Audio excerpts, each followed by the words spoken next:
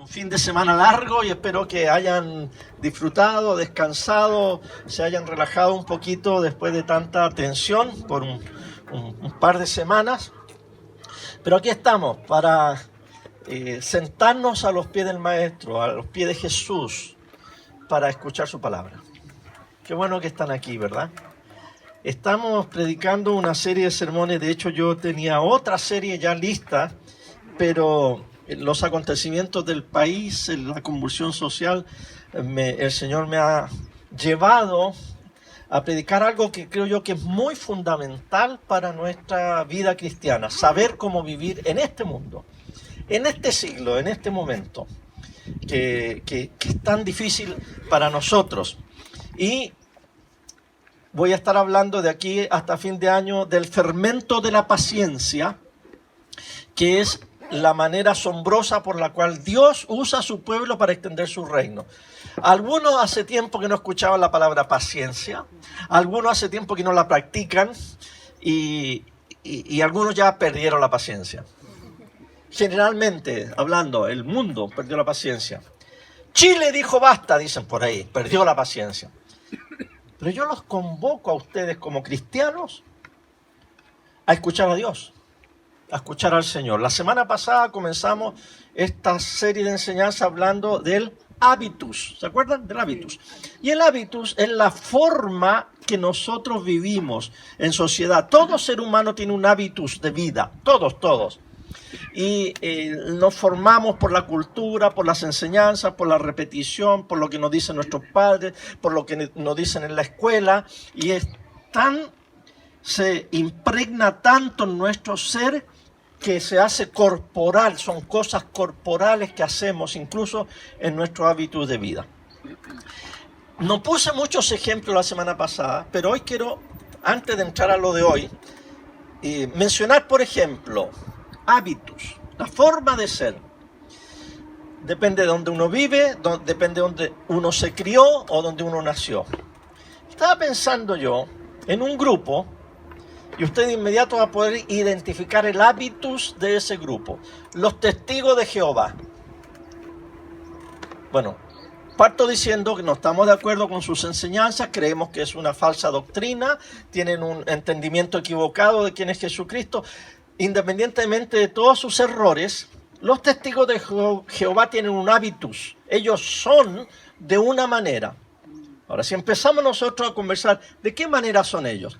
¿Cómo son? ¿Qué hacen? Bueno, andan de a dos en dos. Andan bien vestidos. Andan en las calles. Y andan con una lentitud que a mí me impacienta, aunque tengo que tener el fervento de la paciencia. Pero yo digo, si están predicando el reino, ¿por qué no se apuran? Van conversando entre ellos, así como ni el moño se les menea. Bueno, ellos no cantan el himno nacional. Ellos no le rinden honores a la bandera.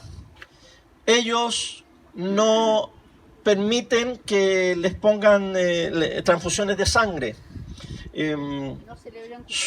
No celebran cumpleaños, no celebran Navidad. Entonces ellos tienen una manera de ser muy identificable para el resto de la humanidad. Ellos prefieren ir a la cárcel y ser perseguidos si les obligan a hacer cierto tipo de cosas. Y además de eso, son muy amables, son muy morales, etcétera, aunque insisto, para nosotros ellos están equivocados. Pero es una buena ilustración que yo les puedo dar a ustedes para decir cómo es el hábitus de un grupo. Podríamos decir, cómo es el hábitus de los militares o de la familia, de la gente que se crió bajo una familia de militares. ¿Cómo es el hábitus de un político? ¿Cómo es el hábitus de un musulmán, de un chino? ¿Cómo es el hábitus de una familia que se cría en la costa, que son pescadores? ¿O cómo es el hábitus de la gente del altiplano? Hay muchas maneras, muchos hábitus, y uno los va identificando. Ahora la pregunta es, nosotros como pueblo de Dios, ¿cuál es nuestro hábitus? ¿Por qué cosa nos conoce el mundo a nosotros? Cuando usted dice, y yo fuera a preguntarles, ¿qué significa? ¿O cómo ven ustedes el hábitus de los miembros de nuestra iglesia. O si sencillamente le preguntamos al común de la gente, ¿qué piensa usted de los cristianos? ¿Cómo son los cristianos? Y las respuestas que nos van a dar, Dios nos libre, nos guarde, nos ampare y nos favorezca.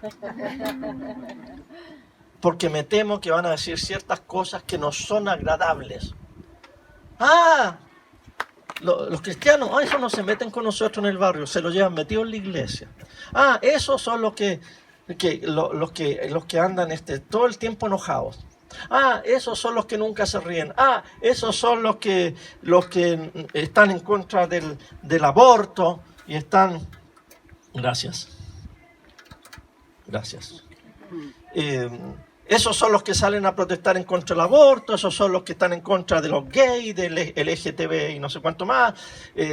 Esos son... Y entonces el hábitos que nos construyen es lo que ellos perciben que es la manera en que nosotros vivimos. Bueno, independientemente de lo que la gente piense de nosotros, tenemos que descubrir en la palabra de Dios, tenemos que descubrir en la historia de la iglesia cómo se comportan o cómo viven o cómo debemos ser los cristianos y adaptar nuestra forma de vivir a ese hábitos, que se hace repetitivo, que se hace constante, que se hace conciencia, se hace corazón, se hace emoción, se hace movimiento, se hace corporalidad. A eso yo los quiero llevar. Y por una razón, como pastor, uno se preocupa cuando uno ve que las ovejas van por otro lado y no están en el redil del Señor comportándose como ovejas de Jesucristo. Y voy a contarles algo también que son metáforas, ilustraciones que muchas veces se me vienen. A veces yo salgo a caminar y caminando estoy orando. Hay lugares muy bonitos donde uno puede caminar, pero a veces cuando uno va por la ciudad se distrae, ¿verdad? Porque va caminando uno y va orando, pero de repente se queda mirando algo por allá. De verdad que estoy orando. Y después, ¿qué pasó fulanito de tal allá? O que un perro le ladró a uno. Y ahí anda uno distraído. Pues una vez yo iba caminando y yo sentí, no sé cómo podría yo explicárselo, pero como que Dios me dijo a mí, tú eres como mi perro, como mi perrito, que salgo a pasear contigo. Entonces uno sale con el perrito y con la correa. Y han visto ustedes la gente que sale con los perros. El perro va adelante y el perro ladra ya, camina para el sede, vuelve y uno está tirando al perro. Y es difícil, a menos que usted ya lo haya logrado, yo no tengo perro, es difícil que el perro por fin se decida a caminar lento y al lado de su amo, al ritmo del amo, mirando hacia adelante. Es difícil. Y Dios como que me decía, así eres tú, Fernando. Porque tú sales conmigo, pero te me adelantas, te me distraes. De repente te tengo que tirar, ya casi me despescueza. ¿Para qué? Para que vamos para allá. Sí, pero es que allá está más entretenido. Es que este otro perro me está ladrando. Y Dios como que está con mucha paciencia, logrando en nosotros la paciencia. Vamos a leer dos pasajes de la palabra del Señor. Romanos 15:4. Las cosas que se escribieron antes, se escribieron para nuestra enseñanza, a fin de que tengamos esperanza por medio de la paciencia y la consolación de las Escrituras. Que el Dios de la paciencia y de la consolación les conceda a ustedes un mismo sentir, según Cristo Jesús, para que todos juntos y a una sola voz glorifiquen al Dios y Padre de nuestro Señor Jesucristo. Amén. Qué hermoso pasaje. Romanos 15:4 en adelante. Búsquelo en su casa, subrayelo, anótelo, porque aquí dos veces habla de la paciencia. Primero, la paciencia nuestra. Dice aquí que tengamos esperanza. ¿Y cómo se tiene la esperanza? Por medio de la paciencia y la consolación de las Escrituras. Pero luego el versículo 5 describe a Dios, dice que el Dios de la paciencia. Dios es un Dios paciente, tiene paciencia. Y que Él, el Dios de la paciencia y de la consolación, les conceda a ustedes un mismo sentir. Ahora bien, en las convulsiones sociales, usted ha visto hoy en las redes sociales o en la televisión, ¿tiene el pueblo de Dios el mismo sentir? Yo creo que estamos casi tan divididos como los políticos, porque hay cristianos que salen a protestar, hay cristianos que salen a destruir, hay otros cristianos que protestan contra los que protestan, y hay otros cristianos que salen a pintar, y al otro día hay cristianos que salen a pintar o borrar lo que los otros pintaron. Es un caos total. Y el Señor, aquí en la palabra, el apóstol Pablo nos está diciendo que el Dios de toda paciencia y de consolación les conceda a ustedes un mismo sentir. Quiere decir que nos falta mucho todavía, hermanos.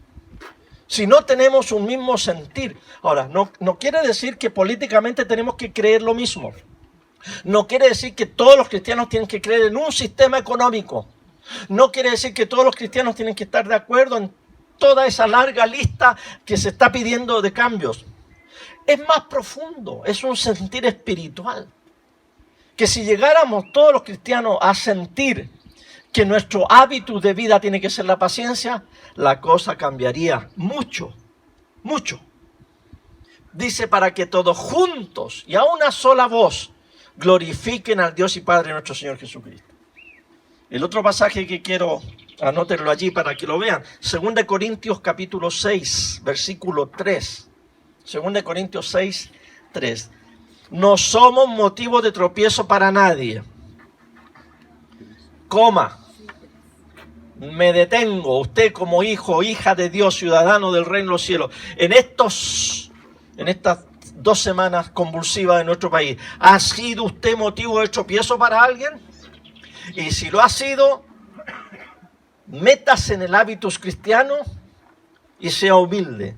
Y dice Pablo, para que tampoco nadie hable mal de nuestro ministerio. Más bien, siempre damos muestra de que somos ministros de Dios, con mucha paciencia en las tribulaciones. Escuche bien, imagínese, estamos debajo de un parrón. En el verano vamos a tener unos racimos de uva muy lindos aquí. Para leer el resto del pasaje, imagínese un racimo de uva. El racimo tiene el gancho principal, y del gancho principal salen los gajos de uva, ¿verdad? Miren, aquí dice Pablo, siempre damos muestra de que somos ministros de Dios con mucha paciencia escuche bien, para mí, el gancho de donde se afirman los gajos de uva es la paciencia. De ahí sale todo. Y miren lo que dice Pablo. Cada uno de los que viene son gajos de uva. Pero el tronco es la paciencia, dice. Siempre damos muestra de que somos ministros de Dios con mucha paciencia en las tribulaciones, un gajo de uva. Paciencia en las necesidades, otro gajo de uva.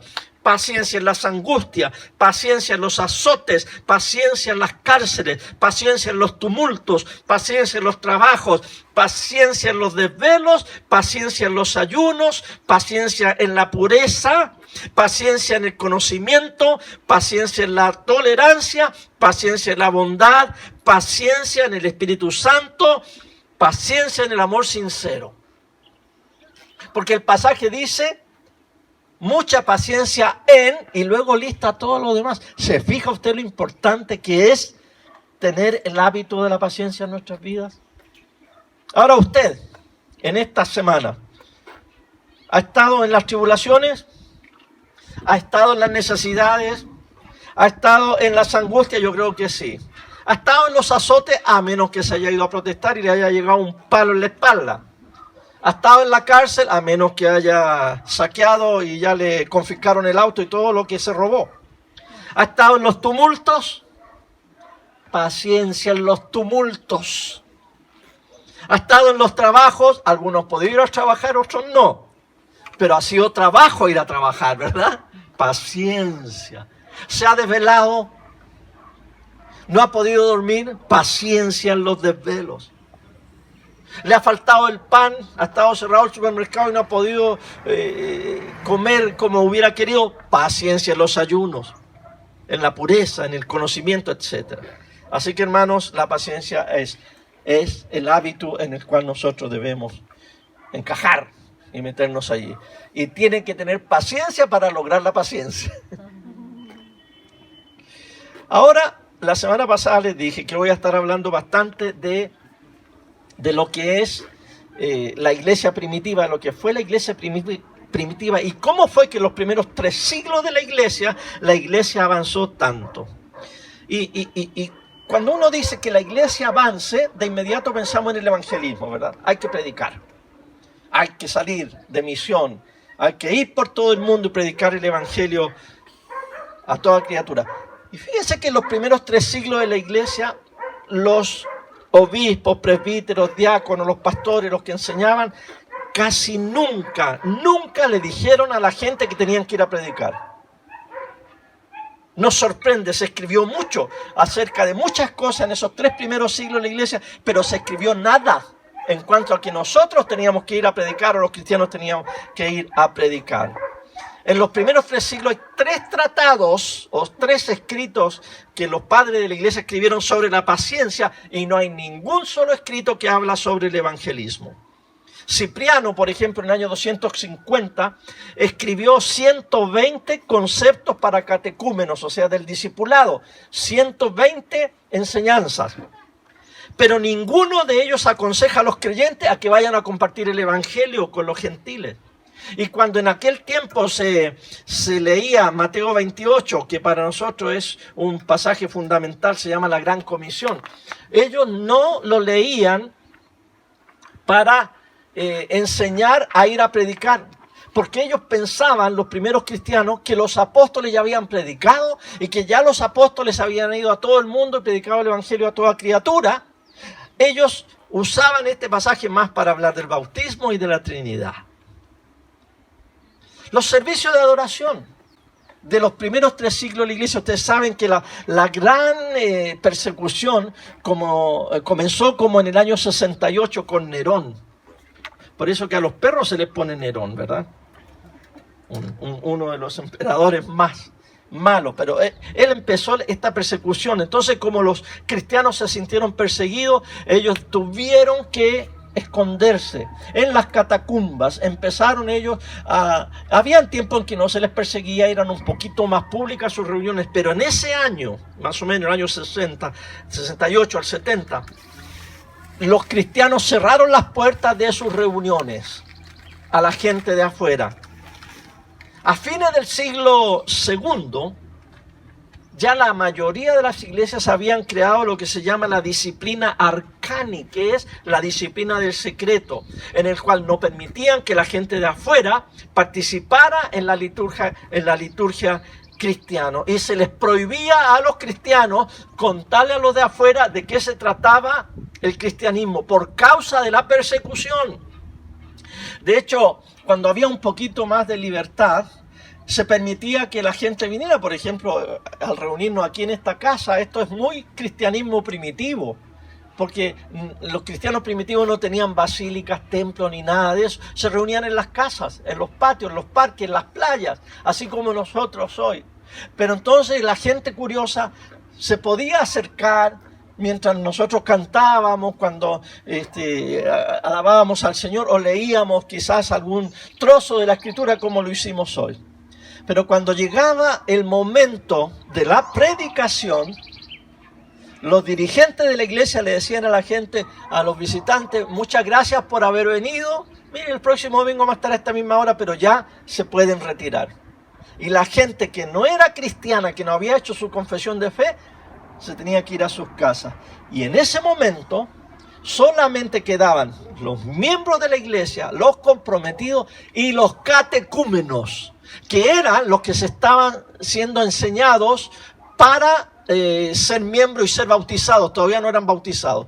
Ellos podían quedarse y el pastor predicaba la enseñanza, no a los de afuera, a los de adentro.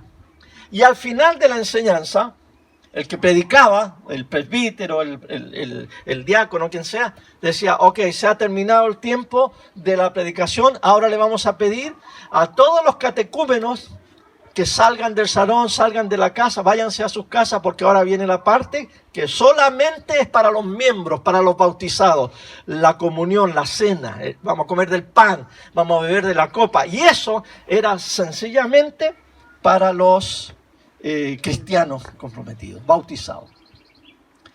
Qué diferente, ¿verdad? Porque hoy en día nuestros cultos generalmente se tratan de hacer de una manera que atraigamos a la gente. Que la gente le guste la música, que no vamos a tocar piano porque eso es antiguo, a la gente le gusta la guitarra, la batería. No vamos a tener una cruz porque a la gente no le gusta tener la cruz, vamos a ponerle luces. Vamos a poner un mito, vamos a hacer esas nubes de humo, así, vamos a tener un escenario, vamos a apagar la luz, ¿ya? Para que la gente no se mire y no se sientan cohibidos. Muchas de las cosas que hoy la iglesia hace, la hace para atraer al que no es creyente a través del culto, de la alabanza y de la predicación y de la cena. En aquellos años no era así. Ahora, no estoy diciendo que no lo hagamos. Porque honestamente tenemos que usar todos los medios posibles, incluso el culto, para que la gente conozca al Señor. Lo que les estoy diciendo es que el cristianismo primitivo no creció por causa de que anduvieran predicando en las calles o golpeando las casas o haciendo cultos de evangelismo. No creció así, no se permitía, no era posible. ¿Por qué entonces creció el cristianismo? ¿Por qué fue que la iglesia de Cristo venció al Imperio Romano? ¿Cuál era la técnica? ¿Cuál era la práctica? ¿Cuál era el secreto? Y ustedes ya lo saben. La paciencia. El fermento de la paciencia, que como la levadura se metió en la masa de la sociedad y fue avanzando, calladito, no metió bulla. No hizo escándalo, no hizo protesta, no cambió las leyes, no mató a los emperadores, no incendió el Senado romano, sino que calladito en la masa de la gente, fue contagiando, fue contaminando el evangelio del reino de Dios y la gente fue entrando y entrando hasta que al final conquistó el cristianismo el Imperio Romano. Desgraciadamente viene otra historia, que es la historia de Constantino, de la cristiandad, cuando lo hizo oficial. Mire, cuando el cristianismo llega a ser oficial en un país, en una sociedad, cuando el cristianismo es mayoría en el Senado o la Cámara de Diputados, o cuando el cristianismo logra poner presidentes, está en serios aprietos. Perdimos. Así que yo no entiendo por qué la gente quiere tener la bancada evangélica. ¿Por qué la gente quiere poner un presidente evangélico? Ya los hemos tenido, especialmente en Centroamérica, y algunos de ellos están en la cárcel. Así que por favor, mis queridos hermanos, entremos en la calma, entremos en el hábitus de la paciencia. Cipriano en el año 256 decía y describía a los cristianos, decía: somos filósofos, no en palabras, sino en hechos.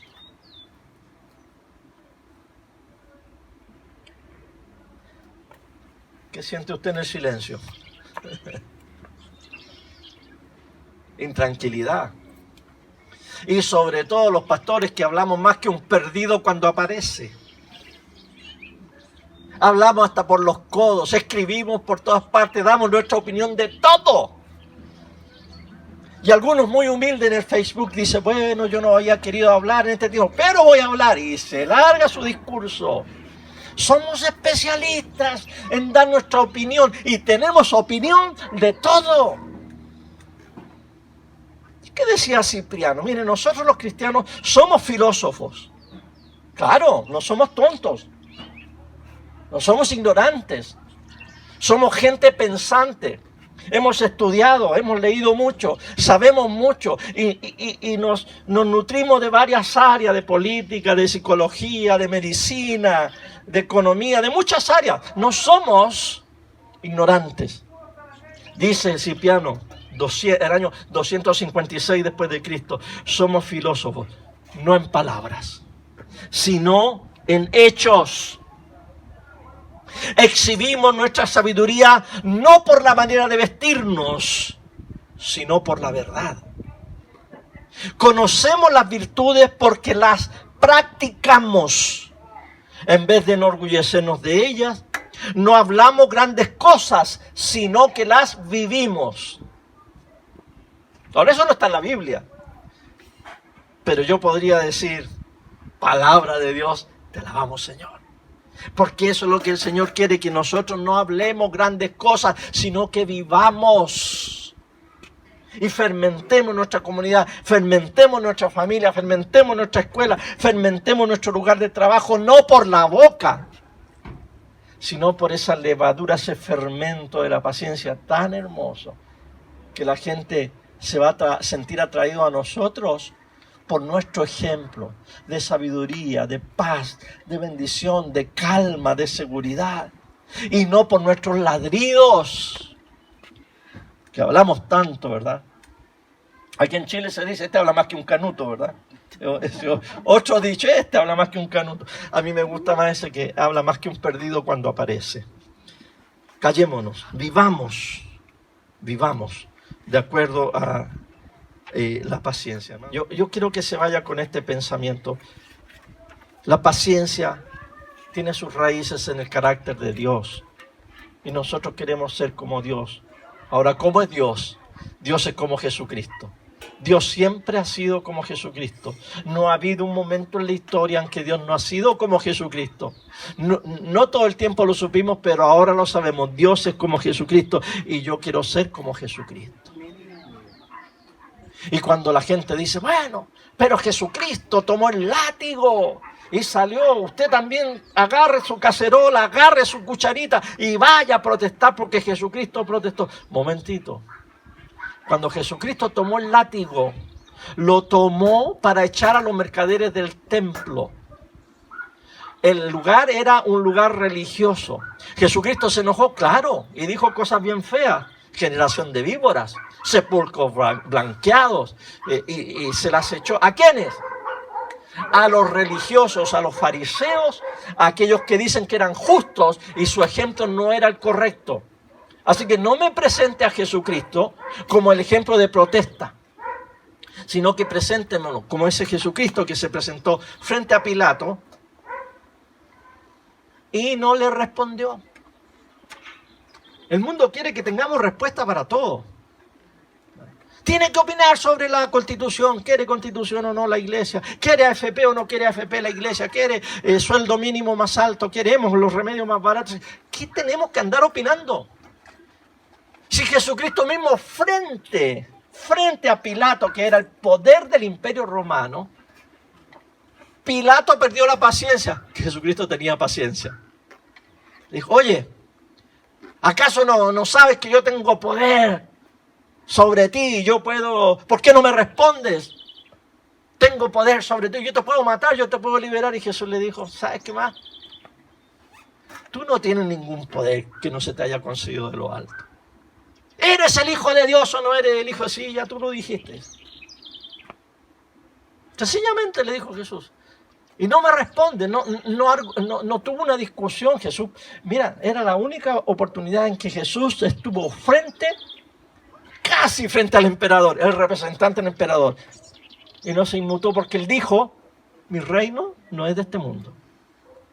Ahí tenía la oportunidad de convertirlo, de hacer un milagro.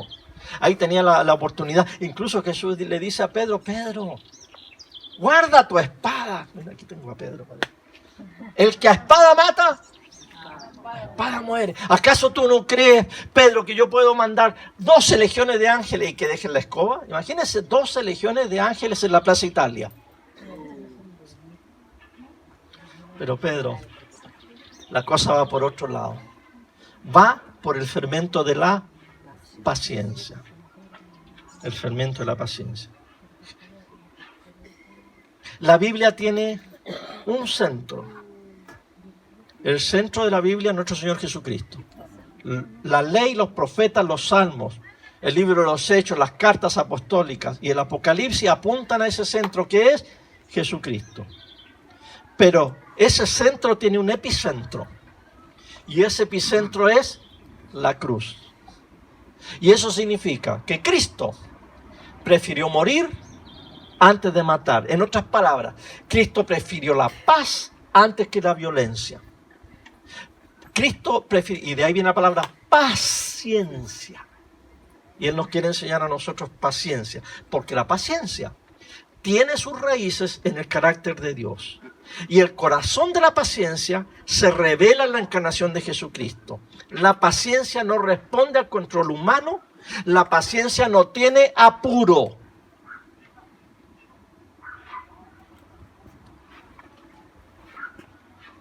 ¿Y usted? ¿Tiene apuro? Claro, pues si me faltan... ¿Cuántos años me faltan? Poquitos años para jubilarme. No, me faltan muchos años para jubilarme. ¿Y me van a dar una pensión de miseria? Ya, ahora, ya. ¡Basta! La paciencia no tiene apuro. Es que nosotros no dependemos de lo que el gobierno nos dé o no nos dé. El Estado, digamos. Nuestra fuente de vida viene del cielo. De donde está el Padre de las luces. La paciencia no es violenta. La paciencia otorga libertad religiosa y política. Por eso es que tenemos paciencia y no tenemos que enojarnos porque hay hermanos que creen de una manera y de otra políticamente o de un sentido de la economía al otro. No importa. La paciencia es tolerante. Podemos tener todas las ideas que queramos y también somos tolerantes y pacientes con todos los que no creen como nosotros. Paciencia. La paciencia es esperanzadora. Así que hermanos, ahí los dejo.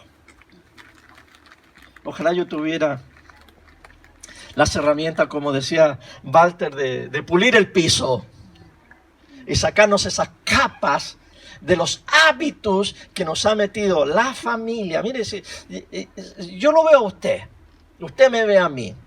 Y muchas de las cosas que yo soy y muchas de las cosas que usted es sencillamente porque nació donde nació, en el barrio que nació, con la familia que nació, con la etnia que nació. Y si usted es derechista era porque su papá o su mamá era derechista. Y si usted es izquierdista,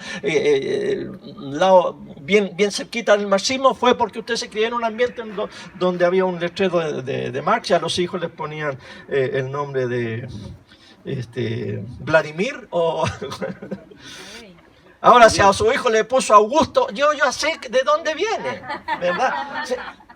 Fuimos formados, no en el vacío. Los niños no nacimos así y cuando tuvimos cierta edad dije, yo voy a ser demócrata cristiano. No, yo voy a ser de la UDI. No, yo quiero ser comunista. Se nos formó, se nos impregnó como el parquet. Ese parquet era originalmente puro, pero le echaron una capa de betún Virginia, una pasadita y basta, y después le echaron nugget y después le quitaron eso y le echaron una otra y así fue años y años y de repente vimos ese parquet ya estaba formado, ya tenía su hábitus medio impaciente con tantas pisadas que le dieron por tantos años y tuvo que llegar una máquina a pulir, a sacar una capa, otra capa de hábitos que nos van poniendo hasta llegar a quedar un poquito puro, no perfecto,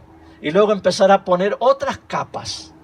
Ahí viene la palabra de Dios, ahí viene el evangelio. Usted debe pensar de esta manera, usted debe ser de este sentir, usted debe tener amor, otra capa de paz, otra capa de gozo, otra capa de benignidad, otra capa de templanza, y así, dominio propio.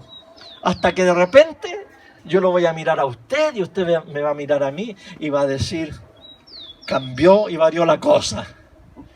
Ustedes ya están en el hábitus de Cristo, en la paciencia, por medio del Espíritu Santo.